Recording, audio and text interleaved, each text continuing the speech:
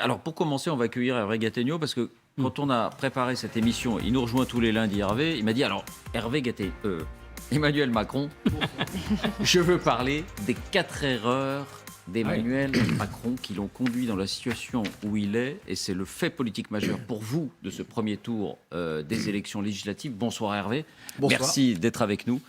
C'est ce score d'Emmanuel Macron, on l'a dit, jamais dans la Ve République, un président élu ou réélu avec des législatives dans la foulée n'a réalisé une telle contre-performance, et vous dites qu'il a commis 4 erreurs, lesquelles? Oui, 4 erreurs et 4 échecs. Il va peut-être gagner les élections législatives, Emmanuel Macron. Après tout, son parti est en tête ou peut-être à égalité avec la NUPES aujourd'hui. Les élections législatives, ça se joue dimanche prochain. Il aura peut-être une majorité à l'Assemblée nationale, une majorité relative ou une majorité absolue. Et pourtant, en effet, même si vraisemblablement Jean-Luc Mélenchon ne sera pas son prochain Premier ministre, en effet, quand on regarde les résultats d'hier soir, on se dit que Emmanuel Macron subit un échec et même un quadruple échec. D'abord, la stratégie qu'il avait mise en place, ou plutôt l'absence de stratégie qu'il avait mise en place pour cette campagne, a fait un flop. Au fond, il s'était dit, il y a une évidence politique et institutionnelle en France, c'est que depuis l'alignement des 2 élections, l'élection législative suivant immédiatement l'élection présidentielle, le président qui est réélu, il obtient une majorité au moins relative. C'était le cas de François Mitterrand en 1988. Mais il y a une espèce d'évidence, a fortiori avec le quinquennat. Et donc, au fond, on donne consigne à tout le monde. Pas de campagne, pas d'aspérité, pas de débat, surtout rien qui fâche. On y va tout droit, c'est comme une sorte de toboggan, ça va y aller tout seul, et ça va bien se passer comme ça. Finalement, c'est pas du tout ce qui s'est passé. On a beaucoup dit, il a chloroformé la campagne, il a anesthésié tout le monde. C'est un peu l'anesthésiste qui s'est anesthésié tout seul, il a dû rater la piqûre au mauvais moment. Et donc, le résultat, c'est que lui-même, il s'est réveillé très très tard, il est entré en campagne une semaine avant le scrutin, et là, il s'est mis à dire ce qu'il fallait dire quand on est un président réélu qui veut absolument avoir une majorité absolue, c'est-à-dire aux Français, donnez-moi cette majorité, j'en ai besoin. J'en ai besoin pourquoi ? Pas juste pour moi, pour mon confort, j'en ai besoin pour pouvoir faire ce que je vous ai promis de faire pendant la campagne présidentielle. Donc le résultat, c'est que le président, il s'est retrouvé encalminé, et on va le regarder, je sais que vous avez déjà vu ce chiffre, mais ça vaut le coup de le voir parce que le résultat, il est pour lui un recul. Il est passé de 27,9, c'est ça les pourcentages? Voilà, c'est ça. Son score de premier tour à la présidentielle, et son camp fait moins bien à l'élection législative. Alors ça, on peut juste se contenter d'enregistrer ce chiffre. On peut aussi le comparer avec les prédécesseurs, et c'est ce qu'on va faire. Mais surtout, il faut lui donner le sens qu'elle a, cette information et ce chiffre. C'est que le président de la République n'a pas produit une dynamique propre à élargir sa majorité et à transformer sa majorité présidentielle en une majorité parlementaire. Ses prédécesseurs l'avaient fait. Fanny nous l'a dit tout à l'heure. Voilà, dans toutes les circonstances, tous ses prédécesseurs avaient provoqué cette dynamique, pas lui. Donc ça, c'est un premier échec. Le deuxième échec, c'est le parti du président.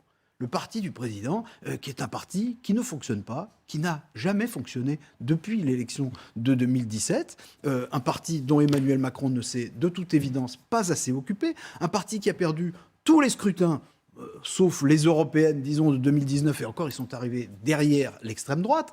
Donc, c'est un parti qui n'a pas réussi à s'imposer comme le grand parti présidentiel sous la Ve République.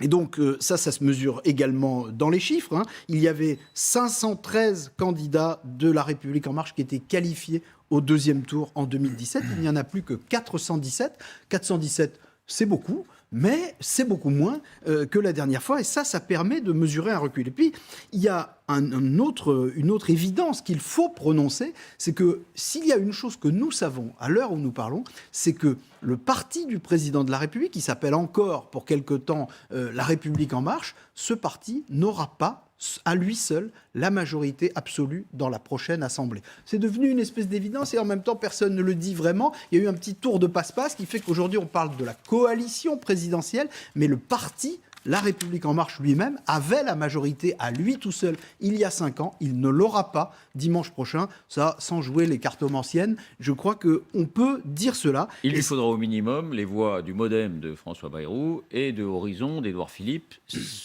quand bien même il aurait une majorité avec ces deux membres de la coalition. Eh bien, précisément, c'est le troisième échec. Ce que voulait faire Emmanuel Macron, c'était en fait une fusion-acquisition sur ses alliés. Il avait évidemment envisagé cette question. Il avait bien vu, lui, qu'on allait de débâcle en débâcle à La République En Marche. Il n'avait pour autant pas fait du tout ce qu'il aurait dû faire pour que ça s'arrête. Mais il avait constaté cet état de fait et donc il souhaitait y remédier. Écoutez ce qu'il disait le soir du premier tour de l'élection présidentielle à propos de son parti politique. Écoutez. J'appelle tous ceux qui, depuis 6 ans et jusqu'à ce soir, se sont engagés pour travailler à mes côtés, à transcender leurs différences pour se rassembler en un grand mouvement politique d'unité et d'action pour notre pays. Voilà. Grand mouvement d'unité et d'action. Le grand mouvement, ça voulait dire le MoDem vient par ici, Agir vient par là. Édouard Philippe, il devait plutôt accepter d'être caporalisé plutôt que d'avoir sa propre autonomie. Et il avait même été un tout petit peu plus précis en répondant à une question du Figaro pendant la campagne présidentielle, Emmanuel Macron, également à ce propos. Alors voilà, ça c'était la question. Si vous êtes réélu, quelle forme prendra votre future majorité, hein? Est-ce que ce sera une coalition ou un grand parti? Regardez, la réponse d'Emmanuel Macron, elle était tout à fait explicite. Voilà. Je crois qu'on répond par des mesures concrètes et de l'efficacité. Que vous appelez de l'explicite, ça. Il disait l'unité, le rassemblement et la clarté. Voilà. Et il ajoutait même, il ne faut pas recréer de la 4e République dans la 5e République. Autrement dit, un seul grand parti. C'est-à-dire on fait un seul grand parti, ça c'est la clarté, ça c'est l'unité, ça c'est le rassemblement. Eh bien, c'est évidemment exactement le contraire de ce qui s'est passé.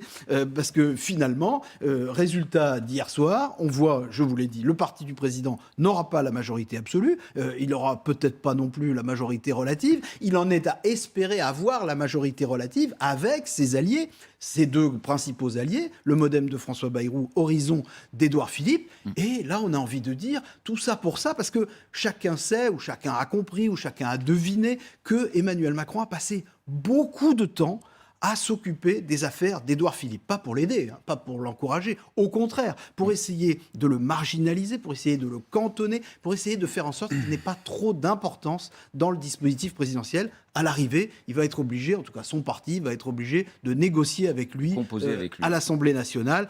C'est quand même, on ne peut pas présenter ça comme une victoire. Et la 4e erreur ?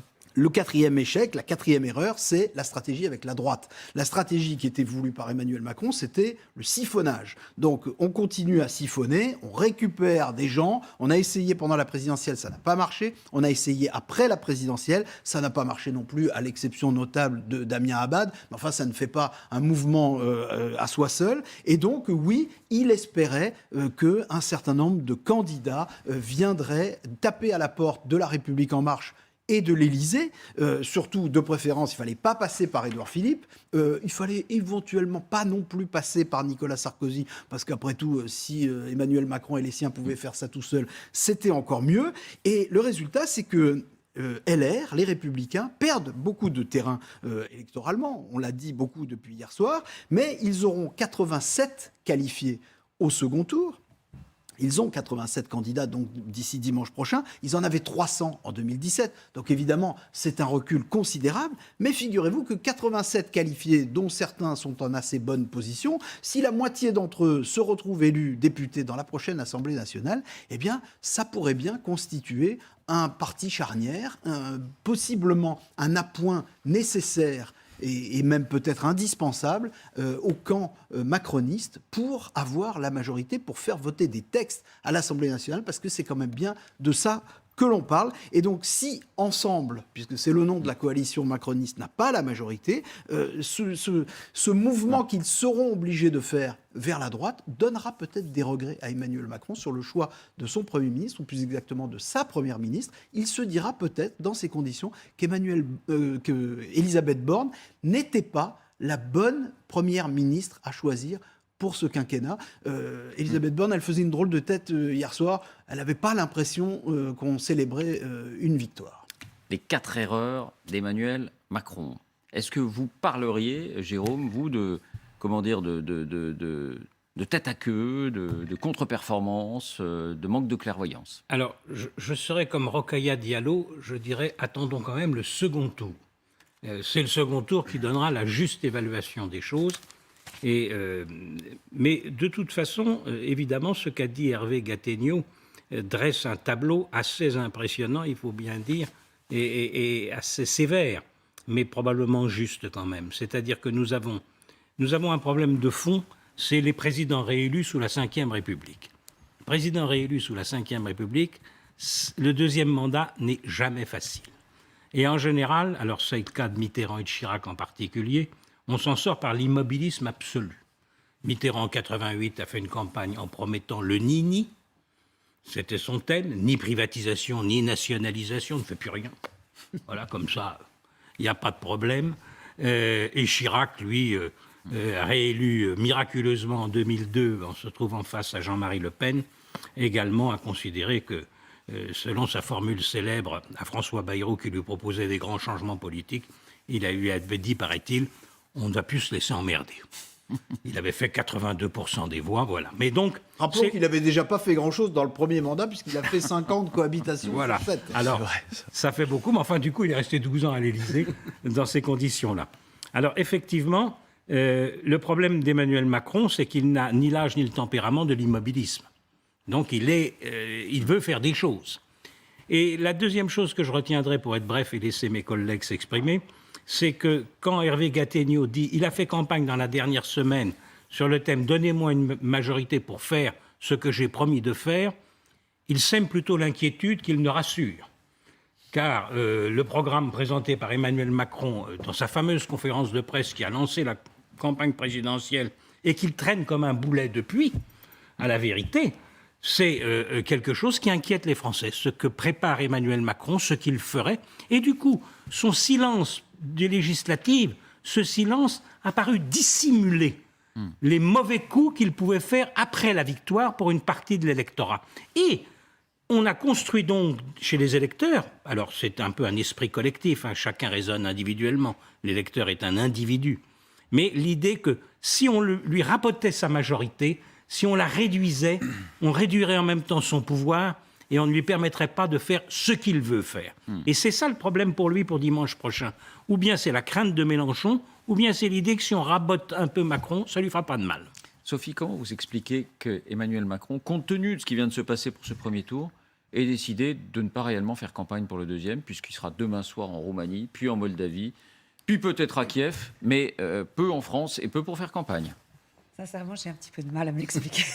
On ne change pas une technique qui voilà, perd. c'est ça. Il a toujours fait ça, il ne veut jamais montrer de faiblesse. Je pense qu'il y a une espèce de constante, c'est-à-dire que, voilà, exactement, on continue comme avant. Moi, j'ajouterais qu'il y a quand même une 5e erreur, alors qui est moins... on va arriver au jeu des 7 erreurs. On a peut-être 5 de plus. Mais non, il y a quelque chose qui m'a sidérée hier soir. C'est l'absolue impréparation que personne autour d'Emmanuel Macron n'ait pensé à donner à tout le monde des directives à peu près claires sur la question du nini. Alors, pas le nini de François Mitterrand qu'évoquait Jérôme Jaffray, mais que faire dans les circonscriptions. Je crois qu'il y en a quand même 58, c'est pas absolument 58 anodin. circonscriptions, c'est beaucoup. 58 circonscriptions, où vous avez un candidat de la NUPES face à un candidat du Rassemblement national. Que fait la majorité présidentielle? Et là, enfin, on n'a pas assez de temps pour que je vous résume les choses, mais vraiment, enfin, ce qui est très très étonnant en termes d'erreur, c'est de ne pas avoir préparé cette question dont on savait tous qu'elle allait se poser et être posée dès hier soir. Je rejoins complètement cette dernière observation. Effectivement, on a même eu un sentiment de panique, en fait, parce que les termes étaient tellement excessifs, tellement disproportionnés par rapport à la situation. Quand on voit, par exemple, que Roxane Maracineanu, qui est face à Rachel Keke, qui est effectivement une candidate NUPES, mais qui est surtout une personne, femme de chambre, qui a mené une grève, etc., qu'elle la qualifie comme le plus grand des dangers de la République, alors que c'est plutôt une personne exemplaire dans son engagement. En tout cas, cas qui n'a jamais tenu de propos qui étaient qualifiés d'une manière ou d'une autre excessifs.